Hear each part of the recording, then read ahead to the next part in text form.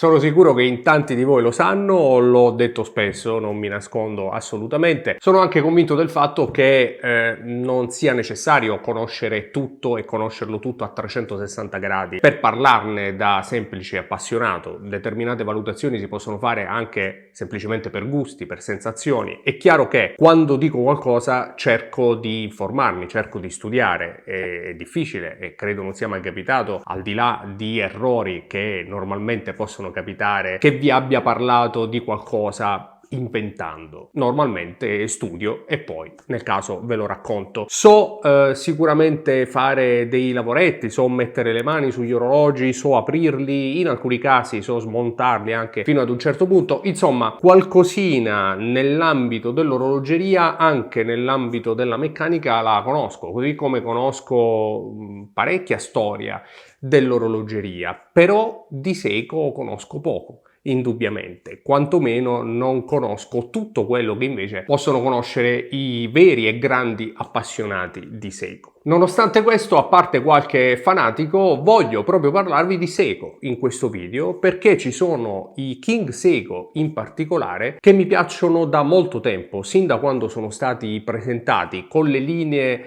molto legate al passato della Maison, molto legate a quella che è stata Seiko e poi anche a quella che è stata King Seiko e Grand Seiko nel corso degli anni. Insomma, delle linee e una cassa che mi piacciono tantissimo, soprattutto ora dove gli aggiornamenti estetici ma anche tecnici sono stati sostanziali. Quindi, senza perdere altro tempo, lanciamo la sigla e vediamo assieme questi King Seiko che mi sono arrivati da poco qui nella nostra stanza degli orologi. Sigla.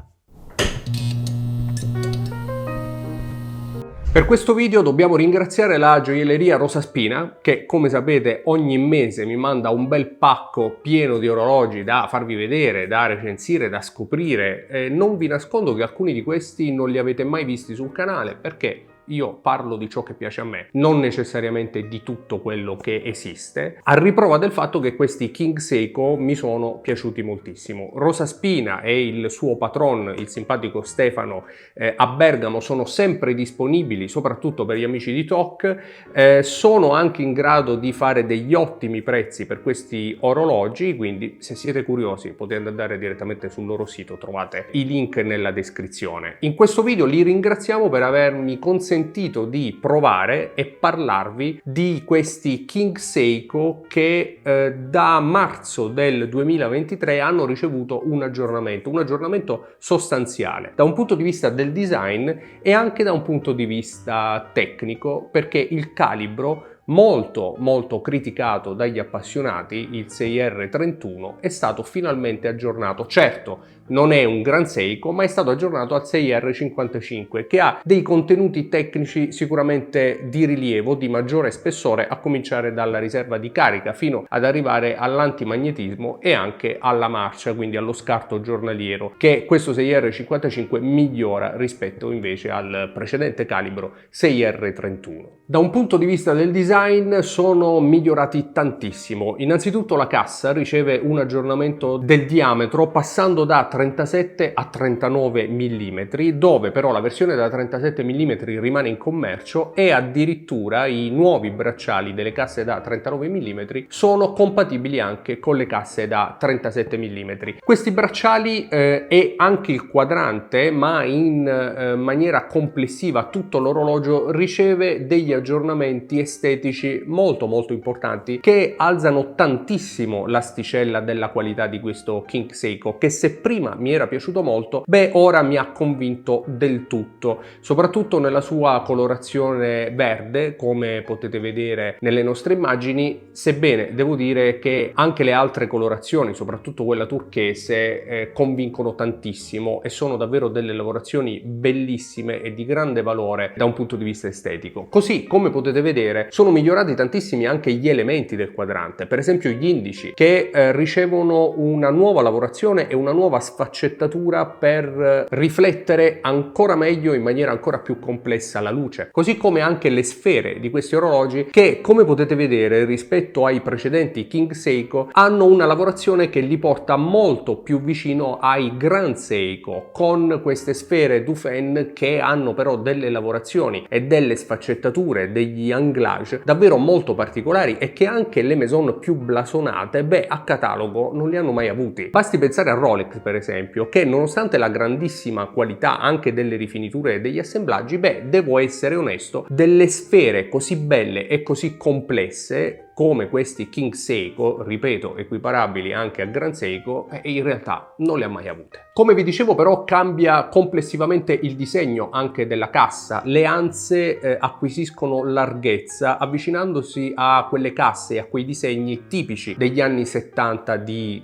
Grand Seiko e che a me piacciono tantissimo. Così come il bracciale a 7 elementi riceve un aggiornamento, la sua lavorazione è ancora più complessa, è ancora più bella, riflette ancora meglio la luce. A me il bracciale precedente già era piaciuto molto, lo ritengo veramente molto ben realizzato e completa in maniera perfetta questo orologio, ma devo anche dire che ha ricevuto secondo me un peggioramento rispetto al precedente King Seiko, quello appunto da 37 mm, perché come potete vedere rispetto a prima i finali non sono più curvi raccordati alla cassa purtroppo, ma sono dei semplici finali dritti, e questa cosa sinceramente l'ho capita davvero poco. Certo, grazie a questo escamotage molto probabilmente costano meno, molto probabilmente è l'unico modo per renderli compatibili anche con le casse da 37 mm per l'appunto, però indubbiamente è un passo indietro da un punto di vista estetico e anche costruttivo, ed è l'unico difetto che mi sento di criticare di questi orologi, sebbene senza sapere tutta questa storia che vi ho appena raccontato in realtà nessuno se ne accorgerebbe. Io stesso me ne sono accorto dopo poco, ho fatto fatica a accorgermi che ci fossero delle differenze, anche perché pur essendo un bracciale a finali dritti, in ogni caso è costruito in maniera che si sposi perfettamente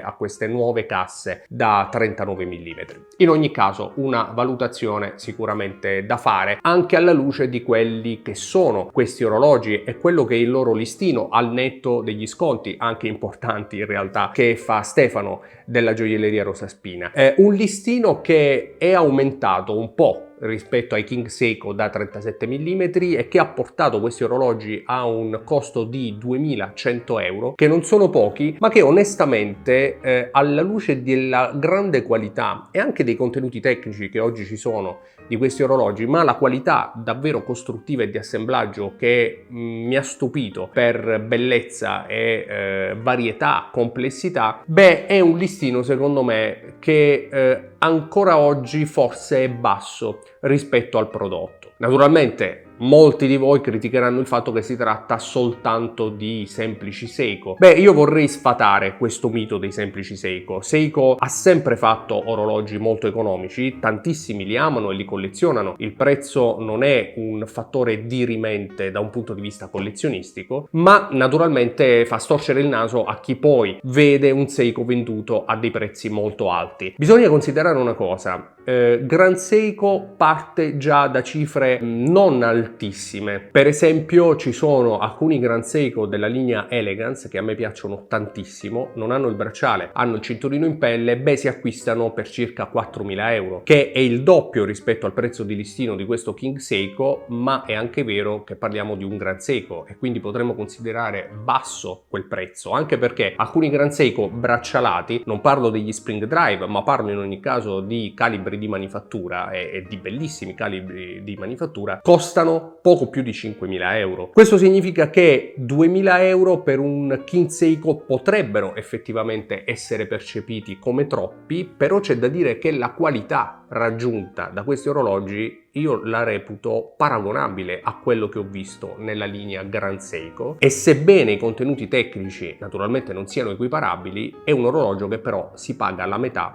e al netto di eventuali sconti probabilmente si paga anche molto meno. Questi orologi sono indubbiamente bellissimi, c'è poco da dire, le immagini parlano da sole, naturalmente i gusti sono gusti, ma ritengo che pochi appassionati possano dire che questi King Seiko siano dei brutti orologi. Soltanto la qualità delle loro lavorazioni per me giustifica ampiamente il prezzo, e senza parlare di sconti. La lavorazione del quadrante, degli indici del quadrante, la lavorazione delle lancette o anche del bracciale, la complessità dei suoi elementi, insomma cose che di questa qualità difficilmente si vedono nell'orologeria entry level. Nipponica o svizzera per me non fa differenza, la qualità per me è qualità. E quindi per me questi King Seiko sono degli orologi che qualunque appassionato, anche il più fissato con l'orologeria svizzera, dovrebbe assolutamente prendere in considerazione, perché da un punto di vista prettamente geografico io non ci vedo grandi differenze tra orologeria svizzera, tedesca, di cui abbiamo parlato in questi giorni, parlando di Lange und Söhne, parlando di Glashütte Original, ma soprattutto parlando di Nomos Glashütte, che abbiamo avuto la possibilità di provare, ce l'ho anche oggi al polso, e che ritengo assolutamente equiparabile all'orologeria svizzera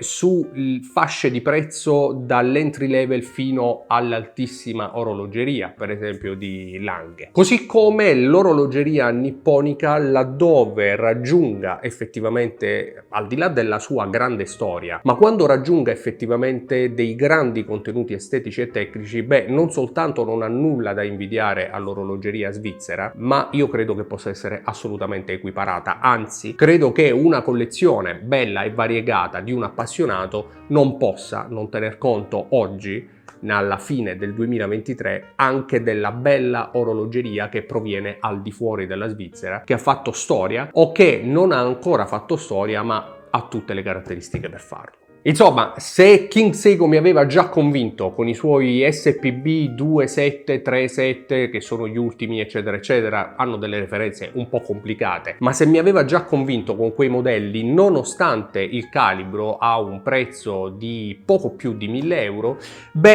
mi ha assolutamente convinto con questi nuovi prodotti che secondo me possono anche mettere un po' in crisi le fasce più basse di Grand Seiko, perché onestamente, al di là dei calibri, dove il 6R55 in ogni caso si difende estremamente bene, la qualità costruttiva, la qualità percepita e il design di questi prodotti forse si avvicina un po' troppo. L'unico dubbio di questi orologi sinceramente è quale prendere, perché tra il quadrante verde e il quadrante turchese sarei molto in difficoltà nella scelta. Forse il turchese è stato un po' troppo di moda nell'ultimo tempo, il quadrante verde invece, che è stato di gran moda, continua a riscuotere ancora grande successo, e poi ha anche un po' quel sapore molto understatement che magari si sposerebbe anche in maniera perfetta con un bel cinturino in cuoio, soprattutto con questa cassa aggiornata che ricorda un po' gli anni 70, un po' quelle linee tipicamente Seiko che onestamente mi sono sempre molto piaciute. Fatemi sapere naturalmente nei commenti che cosa pensate di questa evoluzione di Seiko, di King Seiko, e anche sicuramente quale tra questi orologi scegliereste, ma soprattutto anche cosa pensate da appassionati di una collezione variegata che vada un po' oltre quel concetto svizzero che io ritengo un po' obsoleto. Insomma, parliamone nei commenti come sempre. Io vi ringrazio per essere arrivati fin qui, ringrazio ancora una volta Stefano della gioielleria Rosa Spina di Bergamo per mandarmi e metterci a disposizione sempre nuovi orologi da commentare assieme, e vi do appuntamento invece qui nella nostra stanza degli orologi per una prossima puntata di Talk. Ciao!